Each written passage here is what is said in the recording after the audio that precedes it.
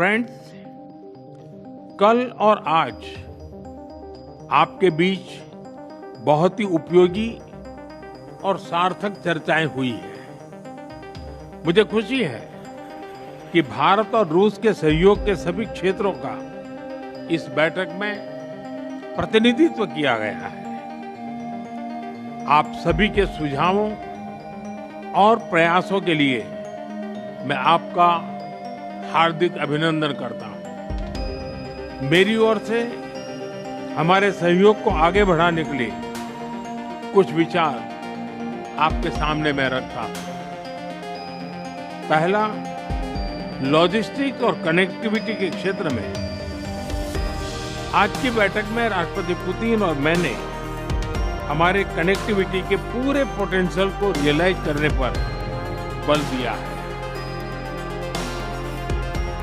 INSTC या तो फिर नॉर्दर्न सी रूट यानी चेन्नई व्लादिवोस्टोक कॉरिडोर, इन पर हम आगे बढ़ने के लिए प्रतिबद्ध हैं। जल्द ही इस दिशा में प्रगति होगी। इससे ट्रांजिट टाइम घटेगा, कॉस्ट कम होगी और बिजनेस के लिए नए मार्केट खुलेंगे।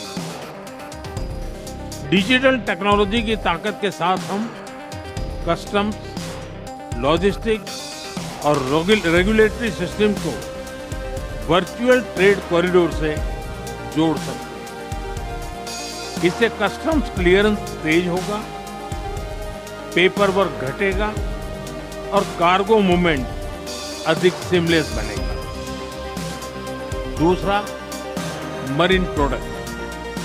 हाल ही में रूस द्वारा भारत से डेयरी और मरीन प्रोडक्ट्स के निर्यात के लिए भारतीय कंपनियों की लिस्ट में विस्तार किया गया है।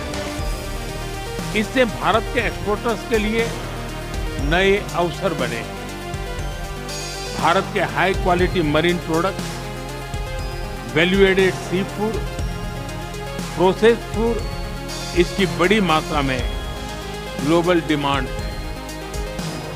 हम cold chain logistics, deep sea fishing और फिशिंग हार्बर्स के मॉडर्नाइजेशन में ज्वाइंट वेंचर और टेक्नोलॉजी पार्टनरशिप बना सकते हैं। इससे रूस की डोमेस्टिक डिमांड भी पूरी होगी और भारतीय उत्पादों को नए मार्केट भी मिलेंगे। तीसरा, ऑटोमोबाइल सेक्टर।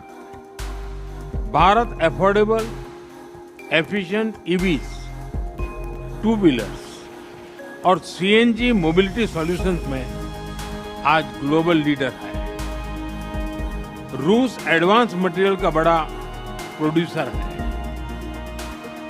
हम मिलकर ईवी मैन्युफैक्चरिंग, ऑटोमोटिव कंपोनेंट्स और शेयर्ड मोबिलिटी टेक, इस पर साझेदारी कर सकते हैं। इससे हम न केवल अपनी जरूरतों को पूरा कर सकेंगे, बल्कि ग्लोबल साउथ, विशेषकर अफ्रीका के विकास में भी योगदान दे सकते हैं। चौथा, फार्मा। भारत आज विश्व भर में किफायती मूल्यों पर उच्चतम क्वालिटी की दवाइयां सप्लाई कर रहा है। इसलिए भारत को फार्मेसी ऑफ द वर्ल्ड भी कहा जाता है। हम दोनों मिलकर joint vaccine development, cancer therapy, radio pharmaceuticals और एपीआई सप्लाई चेन में सहयोग कर सकते हैं। इससे हेल्थ केयर सिक्योरिटी भी बढ़ेगी और नई इंडस्ट्रीज भी विकसित होगी। पांचवा, टेक्सटाइल। भारत के पास नेचुरल फाइबर से लेकर टेक्निकल टेक्सटाइल तक विशाल क्षमता है। डिजाइन, हैंडीक्राफ्ट्स और कारपेट्स में हमारी वैश्विक पहचान है। रूस पॉलीमर और सिंथेटिक रॉ मटेरियल्स का बड़ा प्रोड्यूसर है। हम साथ मिलकर रेजिलिएंट टेक्सटाइल वैल्यू चेन बना सकते हैं। इसी तरह फर्टिलाइजर, सिरेमिक्स, सीमेंट मैन्युफैक्चरिंग और इलेक्ट्रॉनिक जैसे क्षेत्रों में भी सहयोग की कई संभावनाएं हैं। साथियों, सभी क्षेत्रों में सहयोग बढ़ाने में मैन पावर मोबिलिटी की महत्वपूर्ण भूमिका है। भारत आज दुनिया की स्किल कैपिटल के रूप में उभर रहा है। हमारा युवा talent technology, engineering, health care, construction, logistics हर क्षेत्र में ग्लोबल रिक्वायरमेंट्स को पूरा करने की क्षमता रखता है। रूस की डेमोग्राफिक और इकोनॉमिक प्रायोरिटीज को देखते हुए यह साझेदारी दोनों देशों के लिए अत्यंत उपयोगी है।